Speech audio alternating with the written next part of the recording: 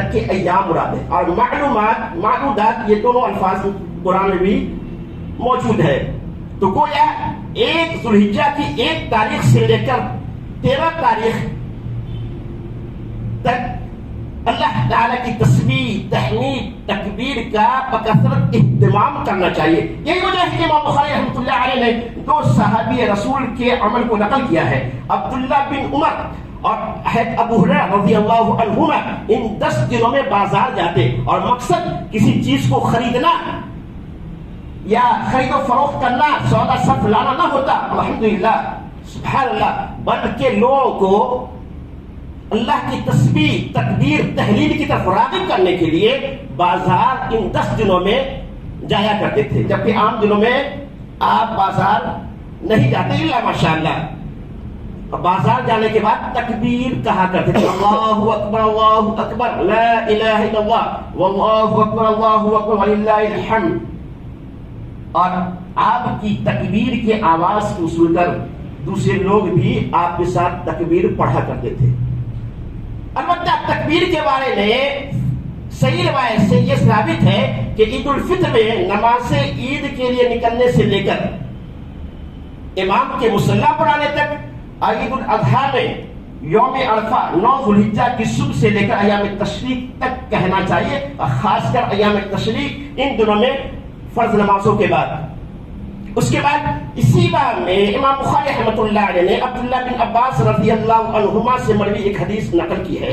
دیکھیے کتنی بڑی فضیلت اللہ کے حبیب صلی اللہ علیہ وسلم اس عشرے کی بیان فرماتے ہیں. آپ فرماتے ہیں کہ ذوالحجہ کی ابتدائی 10 دنوں کے مقابلے میں کوئی دوسرے ایام ایسے نہیں جن میں نیک عمل اللہ تعالیٰ کو ان دنوں سے زیادہ محبوب ہو. صحابہ کرام کے سامنے آپ نے جب ان ایام کی فضیلت بیان کی تو صحابہ کرام کی نگاہ میں جو سب سے بہترین عمل تھا اس کا تذکرہ کرتے ہیں. ان کی نگاہ میں سب سے بہترین عمل جہاد تھا، کیونکہ آدمی جہاد کرتا ہے، اللہ کی راہ میں شہید ہو جاتا ہے تو جنت کی نعمتوں سے فیضیاب ہونے کے باوجود چھوٹا دنیا میں آنے کی خواہش کا اظہار کرتے ہیں تاکہ دوبارہ اللہ تعالیٰ کی راہ میں ہم قتل کیے جائیں. تو صحابہ کرام نے جب اللہ کے نبی صلی اللہ علیہ وسلم کی زبان مبارک سے عشرہ ذوالحجہ کے ان ایام کا تذکرہ اور اس کی فضیلت کو سنا تو کہا یا رسول اللہ صلی اللہ علیہ وسلم، کیا جہاد فی سبیل اللہ میں نہیں؟ کوئی عام دنوں میں جہاد فی سبیل اللہ کرے، اللہ کی راہ میں جہاد کرے، اللہ کی دین کے رسول اشاعت کے خاطر اللہ کے باغیوں اور دشمنوں سے لڑے، تو کیا اس عمل سے بھی ماہ ذوالحجہ میں کیے گئے عمل اللہ تعالیٰ کی نگاہ میں زیادہ پسندیدہ ہے؟ سبحان اللہ. ہم کتنی سادگی سے یہ ایام گزار دیتے ہیں. کیوں؟ اس لیے کہ ہمیں معلوم ہی نہیں کہ یہ ایام کا مقام اور مرتبہ کیا ہے. بتانے کا مقصود یہ ہے کہ ان ایام میں آپ کی جو ذمہ داریاں بتائی جائے گی انشاءاللہ میں بتاؤں گا، اس پر آپ توجہ دیں اور کوشش کریں کہ ان ایام میں زیادہ سے زیادہ آپ اعمال خیر کر کے اپنے دامن کو نیکیوں سے پر کر لیں. آپ کہتے ہیں جہاد فی سبیل اللہ کا بھی وہ مقام نہیں ہے جو ان 10 دنوں میں کیے گئے اعمال کا مقام اللہ کی نگاہ میں ہے، سوائے اس مجاہد کے جو اپنی جان و مال کے ساتھ اللہ تعالیٰ کی راہ میں جہاد کے لیے نکلا اور کسی چیز کے ساتھ واپس نہیں آیا، یعنی شہید ہو گیا. تو یقیناً اس کا یہ عمل عام دنوں میں کیے جانے والے اعمال سے بہتر تو ہے ہی، عشرہ ذوالحجہ کے ابتدائی 10 دنوں میں کیے جانے والے اعمال سے بھی بہتر ہے. اب آئیے مزید اس عشرے یعنی ان دنوں کی اہمیت کو بتانے کے لیے ہم آپ سے اہم سوال اور اس کا جواب بھی انشاءاللہ بتائیں گے. اس کو سماعت فرمائیں اور سبق کی طرح اس کو یاد رکھیں. آپ بتائیں کہ رمضان کا آخری عشرہ جس کی فضیلت آپ رمضان میں سنتے ہوں گے، رمضان کا آخری عشرہ بہتر ہے یا ذوالحجہ کا پہلا عشرہ جس سے ہم گزر رہے ہیں یہ بہتر ہے؟ امام ابن تیمیہ جو بہت بڑے محدث ہیں انہوں نے اس کا بہت ہی نہایت ہی سنہرا اور عمدہ جواب دیا ہے. کسی نے ان سے پوچھا کہ رمضان کا آخری عشرہ بہتر ہے یا ذوالحجہ کا یہ پہلا عشرہ؟ تو انہوں نے دلائل کو سامنے رکھتے ہوئے فرمایا کہ رمضان کے آخری عشرے کی راتیں 21 رمضان کے بعد سے لے کر آخر رمضان تک کی جو 9 یا 10 راتیں ہیں یہ راتیں بہتر ہیں، اور ذوالحجہ کی ابتدائی 10 دن 1 ذوالحجہ سے لے کر 10 ذوالحجہ تک کی یہ دن بہتر ہے.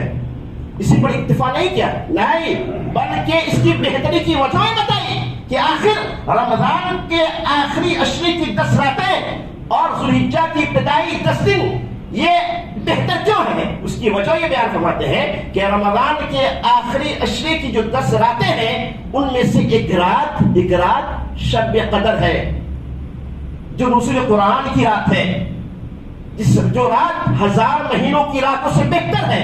اس لیے رمضان کے آخری عشرے کی 10 راتیں بہتر ہیں، اور رمضان اور عشرہ ذوالحجہ کی 10 راتیں اس لیے بہتر ہے کہ اس میں یوم عرفہ ہے. یوم عرفہ ہے، 9 ذوالحجہ ہے، جس دن حاجی عرفات میں وقوف کرتے ہیں اور اللہ تعالیٰ سے لو لگائے رکھتے ہیں، توبہ استغفار دعا اور مناجات کرتے ہیں. اور یوم عرفہ یعنی 9 ذوالحجہ کے دن حاجی حج کا نہایتی اہم رکن ادا کرتے ہیں. 10 ذوالحجہ کے دن اللہ تعالیٰ بے شمار لوگوں کو جہنم سے آزادی کا پروانہ انعام عطا فرماتا ہے. اسی لیے ذوالحجہ کی ابتدائی 10 دن بہتر ہے. لہذا سال کے 365 راتوں میں سے سب سے بہتر رات رمضان کے آخری عشرے کی 10 راتیں ہیں، اور سال کے 365 دنوں میں سے سب سے بہتر دن ذوالحجہ کی ابتدائی یہ 10 دن ہے. اس کی ایک وجہ مفسرین اور شارحین حدیث نے یہ بیان فرمائی ہے کہ ذوالحجہ کی ابتدائی 10 دن یہ اس میں امہات العبادات یعنی بڑی بڑی عبادتیں موجود ہیں. جو عبادتیں ذوالحجہ کے ابتدائی 10 دنوں کے علاوہ عام دنوں میں، عام اشروں میں یا عام مہینوں میں موجود نہیں ہیں، حتیٰ کہ رمضان میں بھی نہیں. رمضان میں آپ قرآن کی تلاوت کر سکتے ہیں، روزہ رکھ سکتے ہیں، نماز پڑھ سکتے ہیں، ذکر و اذکار کر سکتے ہیں، صدقہ و خیرات کر سکتے ہیں، حتیٰ کہ عمرہ بھی کر سکتے ہیں. لیکن رمضان میں آپ حج نہیں کر سکتے. اور جبکہ ان 10 دنوں میں آپ سب کچھ کر سکتے ہیں. ان 10 دنوں نماز بھی ہے، نفلی روزے بھی ہے، صدقہ و خیرات بھی ہے، ذکر و اذکار بھی ہے، قربانی بھی ہے اور حج و عمرہ بھی ہے. لہذا ان 10 دنوں کی اہمیت اور فضیلت اسی بنیاد پر ہے. تو خلاصہ کلام یہ کہ رمضان کے آخری 10 راتوں کی فضیلت اس بنیاد پر ہے کہ اس میں شب قدر ہے، اور ذوالحجہ کی ابتدائی 10 دنوں کی فضیلت اس بنیاد پر ہے کہ اس میں یوم عرفہ ہے، اس میں قربانی ہے، اس میں یوم عرفہ ہے، قربانی ہے، عمرہ ہے. تو اس بنیاد پر ان دنوں کی اہمیت اور فضیلت بیان کی گئی ہے. اب ان فضیلت کو جان لینے کے بعد آپ کو کرنا کیا ہے؟ جیسا کہ میں نے بتایا کہ ہمیشہ یاد رکھیں کسی بھی چیز کی فضیلت صرف سننے سے کوئی فائدہ نہیں ہونے والی جب تک کہ اس فضیلت کو حاصل کرنے والے اعمال نہ کریں. تو ہم اس عشرے میں آپ کو کیا کرنا ہے؟ تو 3 اعمال کی طرف رہنمائی کرتے ہیں اور آپ سے التجا ہے کہ ان 3 اعمال کو آپ بجا لانے کی کوشش کریں. آپ یہ 3 اعمال کریں گے نا انشاءاللہ اللہ تعالیٰ ہمیں جیسا آپ لوگوں کو جزائے خیر عطا فرمائے اور ان 3 اعمال کو کرنے کی اللہ کی رضا کے لیے توفیق عطا فرمائے. 3 اعمال میں سے ایک عمل تو ایسا ہے جس سے بچنا ہے، جس سے محفوظ رہنا ہے، اور 2 اعمال ایسے ہیں جو بچا لانا ہے. ایک عمل جس سے بچنا ہے وہ ہے کہ وہ بھائی جو قربانی کا ارادہ رکھتے ہیں وہ اپنے بال، ناخن وغیرہ میں سے کچھ نہ کاٹے. صحیح مسلم کی روایت میں ہے، کتاب الاضحی کی حدیث ہے، میں نے درس میں بھی عشاء کے بعد بتایا تھا 2-3 دن پہلے، کہ جو شخص قربانی کا ارادہ رکھتے ہیں تو ذوالحجہ کے چاند نکلنے کے بعد سے لے کر قربانی کرنے تک ان ایام میں وہ اپنے بال، ناخن وغیرہ صاف نہ کرے. البتہ 10 ذوالحجہ کو اپنے جانور کی قربانی دینے کے بعد وہ بال وغیرہ کی صفائی کرے، ناخن تراشے، تاکہ ان کی قربانی سنت کے مطابق ہو. یہ صحیح مسلم کی روایت ہے. اس میں ایسے لوگوں کا تذکرہ نہیں ہے جو قربانی کرنے کی طاقت رکھتے ہیں، نہیں، جو قربانی کرنے کی طاقت نہیں رکھتے، ایسا ان لوگوں کا تذکرہ نہیں. ان لوگوں کو بال ناخن کاٹنے کی ممانعت صحیح مسلم کی حدیث میں نہیں ہے. البتہ دوسری حدیث میں ہے کہ وہ لوگ جو قربانی کرنے کی طاقت نہیں رکھتے ہیں، ایسے لوگ بھی اگر ان 10 دنوں میں بال، ناخن وغیرہ کاٹنے سے اجتناب کرے، اپنے آپ کو روکے رکھے اور 10 ذوالحجہ کو نماز کے بعد حجامت وغیرہ کرائے تو اسے بھی قربانی کا ثواب مل سکتا ہے۔ دلیل یہ حدیث ہے، سنن ابی داؤد کتاب الضحیہ کی حدیث ہے کہ ایک شخص اللہ کے نبی صلی اللہ علیہ وسلم کے پاس آتے ہیں اور پوچھتے ہیں یا رسول اللہ صلی اللہ علیہ وسلم، اگر میں مؤنث دودھ دینے والی بکری کے سوا کچھ نہ پاؤں تو کیا میں اس کی قربانی کروں؟ مسئلہ کیا پوچھا کہ کیا میں مؤنث دودھ دینے والی بکری کے سوا کچھ نہ پاؤں تو کیا میں اس کی قربانی کروں؟ آپ نے فرمایا نہیں، بلکہ 10 ذوالحجہ کو نماز عید کے بعد تم ناخن تراش لینا، مونچھیں کاٹ لینا، زیر ناف کی صفائی کر لینا، اللہ کے یہاں تمہاری مکمل قربانی ہو جائے گی۔ اس حدیث کو جو سنن ابی داؤد کے حوالے سے آپ نے سماعت فرمایا، گرچہ شیخ ناصر الدین البانی نے ضعیف قرار دیا ہے لیکن یہ حدیث علماء کے بقول حسن درجے کی ہے۔ معلوم یہ ہوا کہ جو قربانی کرنے والے ہیں وہ بھی اور جو نہیں کرنے والے ہیں وہ بھی، سب کو چاہیے کہ ان 10 دنوں کا احترام کرے، ان 10 دنوں میں ناخن اور جسم کے غیر ضروری بال کاٹنے سے اجتناب کرے۔ ان 10 دنوں کے علاوہ ہر ہفتہ یا ہر ہفتہ نہیں تو ہر 15 دنوں میں ناخن کی صفائی کرنی چاہیے، اور جسم کے غیر ضروری بال ہر 15 دن پر یعنی تو مہینے میں جسم کے غیر ضروری بال کی صفائی کرنی چاہیے۔ اس کی جو مدت بیان کی گئی حدیث میں وہ 40 دن، 40 دن سے پہلے بغل کے بال یا زیر ناف کی صفائی ضروری۔ جو لوگ 40 دن کے بعد بھی خاص کر زیر ناف کی صفائی نہیں کرتے، خواہ وہ مرد ہو یا عورت، تو یاد رکھیں وہ گنہگار ہے، کیونکہ حدیث میں جو مدت بتائی گئی ہے وہ ہے زیادہ سے زیادہ 40 دن۔ مہینے میں صفائی کریں یعنی تو 40 دن سے پہلے صاف کرنا ضروری ہے، اگر آپ نہیں کرتے ہیں تو گنہگار ہوں گے۔ لیکن عام طور پر لوگ اس پر توجہ نہیں دیتے ہیں اور یہ سلسلہ چلتا رہتا ہے، تو ایسا کرنا گناہ ہے۔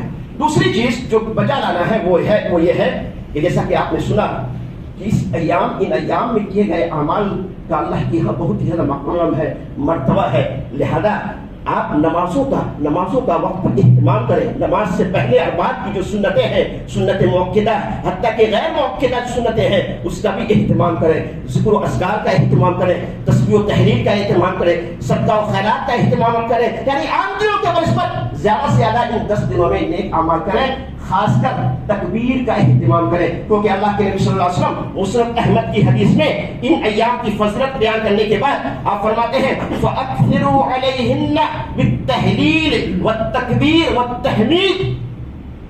فضیلت بیان کرنے کے بعد کہتے ہیں لہذا تم ان دنوں میں کثرت سے تکبیر یعنی اللہ اکبر، تحلیل یعنی لا الہ الا اللہ، تحمید یعنی الحمدللہ کا اہتمام کیا کرو۔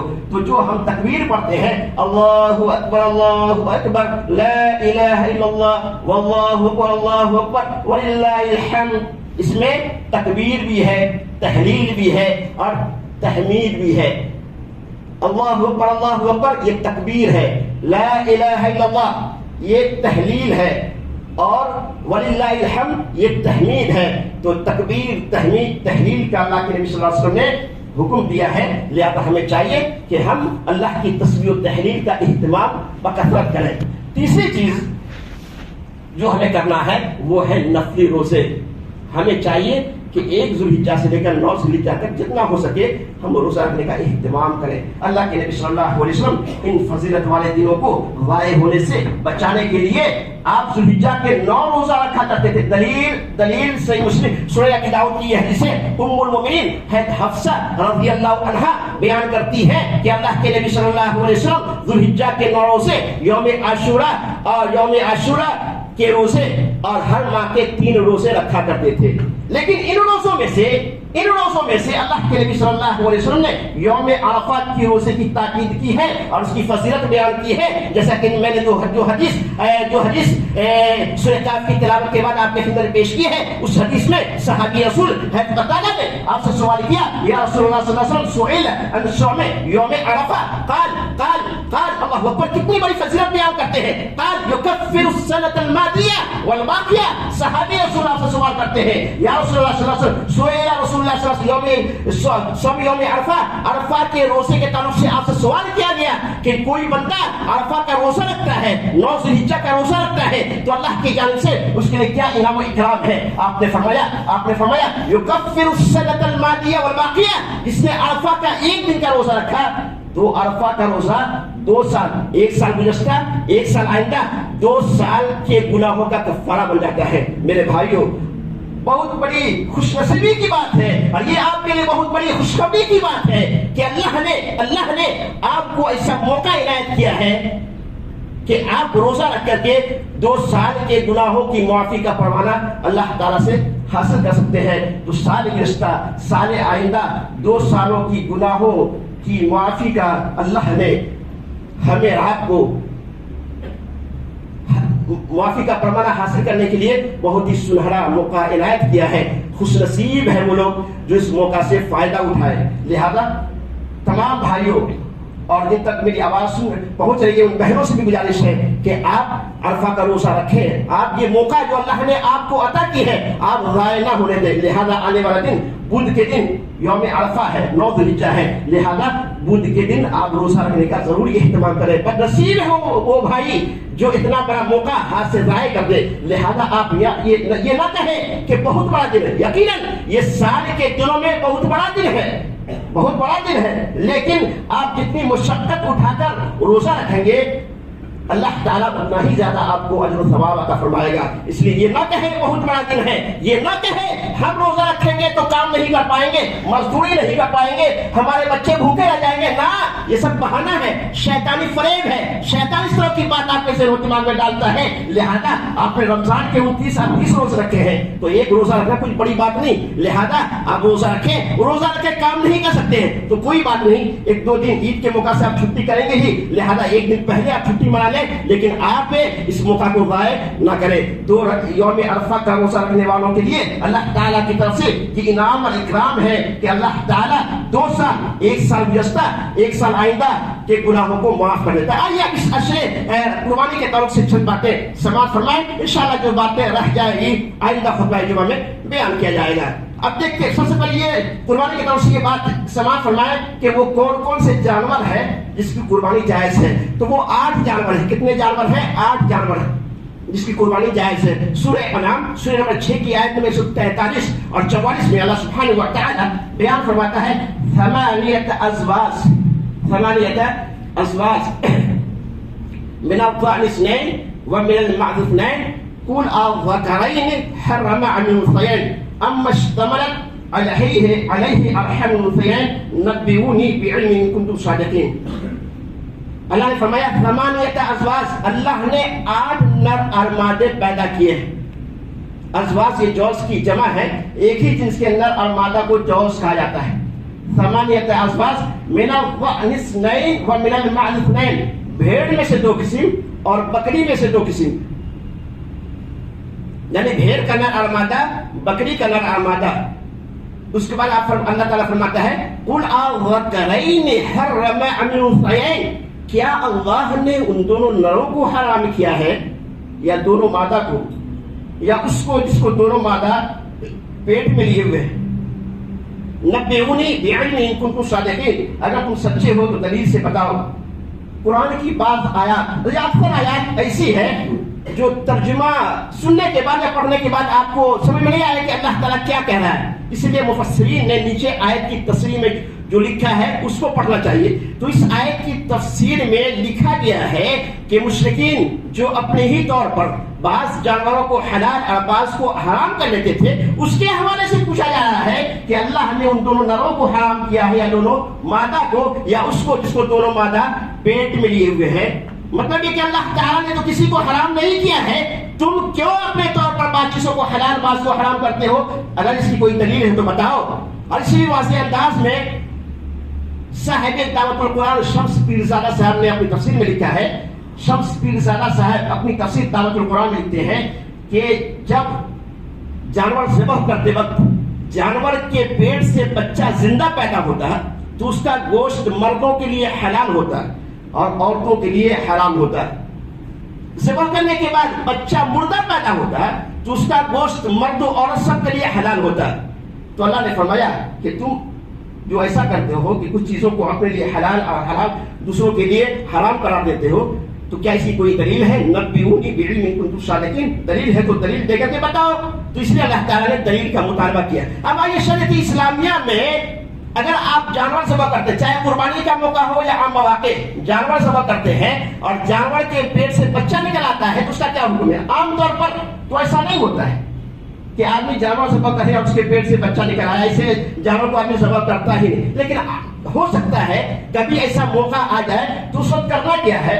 یہی سوال ایک صحابی نے جن کا نام سعید الخدری ہے، سنن ابی داؤد کتاب الضحایا کی حدیث ہے کہ ابو سعید الخدری نے اللہ کے نبی صلی اللہ علیہ وسلم سے اس بچے کے بارے میں سوال کیا جو ذبح کرنے کے بعد ماں کے پیٹ سے نکلتا ہے، تو آپ نے فرمایا کلوہ ان شئتم، اگر تم چاہو تو کھاؤ۔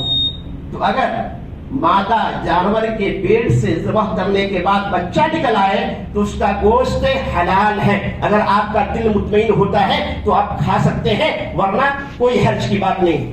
اس کے بعد کی جو آیت ہے اس میں اللہ نے فرمایا 4 جانور کا تذکرہ اس میں کیا ہے، بھیڑ، دمبا، بکرا، بکری، اور 4 جانور کا تذکرہ اللہ تعالیٰ نے اس کی بات کی آیت میں کیا۔ اللہ نے فرمایا وَمِنَ الْإِبِلِ اثْنَيْنِ وَمِنَ الْبَقَرِ اثْنَيْنِ قُلْ أَذَّكَرَيْنِ، پھر وہی بات اللہ تعالیٰ یہاں بھی بیان فرما رہا ہے، قُلْ أَذَّكَرَيْنِ حَرَّمَ عَنِ الْأُنثَيَيْنِ أَمَّا اشْتَمَلَتْ عَلَيْهِ أَرْحَامُ الْأُنثَيَيْنِ، کہ اونٹ میں سے 2 قسم اور گائے میں سے 2 قسم، یعنی اونٹ کا نر اور مادہ، گائے کا نر اور مادہ، تو کتنے ہوئے؟ 8۔ یاد رکھیں، بھیڑ، دمبا، بکرا، بکری، اونٹ، اونٹنی، گائے، بیل، یہ 8 جانور ہیں جس کا تذکرہ اللہ نے سورہ مائدہ سورہ نمبر 6 کی آیت نمبر 143 اور 44 میں کیا۔ اس میں بھینس کا تذکرہ نہیں، اس لیے بھینس سے اجتناب کرنا ہی بہتر ہے، لیکن بعض علماء نے لکھا ہے کہ بقرہ میں بھینس بھی شامل ہے، لیکن اللہ کے نبی صلی اللہ علیہ وسلم سے بھینس کی قربانی دینا ثابت نہیں ہے، اور ان جو آیتیں، جو 2 آیات پیش کی گئی ہے اس میں بھینس کا تذکرہ نہیں ہے، اس لیے انہی 8 جانوروں پر قربانی دی جائے تو زیادہ بہتر ہے۔ انشاءاللہ مزید جو باتیں ہیں قربانی کی مناسبت سے آئندہ خطبہ جمعہ میں بیان کیے جائیں گے۔ اللہ سبحانہ و تعالیٰ سے دعا ہے کہ باری تعالیٰ ان دنوں میں کیے جانے والے جو 3 اعمال بتائے گئے ہیں اس پر ہم تمام بھائیوں اور بہنوں کو عمل کرنے کی توفیق عطا فرمائے، اور خاص کر بدھ کے دن یوم عرفہ کا روزہ رکھنے کی توفیق عطا فرمائے۔ تمام بھائیوں کو اخلاص کے ساتھ، جس طرح سے اللہ کے خلیل نے اخلاص کے ساتھ دل کی گہرائی سے اپنے بیٹے کو اللہ کی راہ میں قربان کیا تھا، اسی طرح اخلاص کے ساتھ اللہ کی رضا کے لیے ہم تمام بھائیوں کو اللہ کی راہ میں جانور ذبح کرنے کی توفیق عطا فرمائے۔ اللہ تعالیٰ ہم تمام لوگوں کے اعمال میں اخلاص عطا فرمائے، ہم تمام لوگوں کے اعمال خیر کو اللہ تعالیٰ نجات کا ذریعہ بنائے۔ جو بھی بھائی بہن حج کے لیے گئے ہیں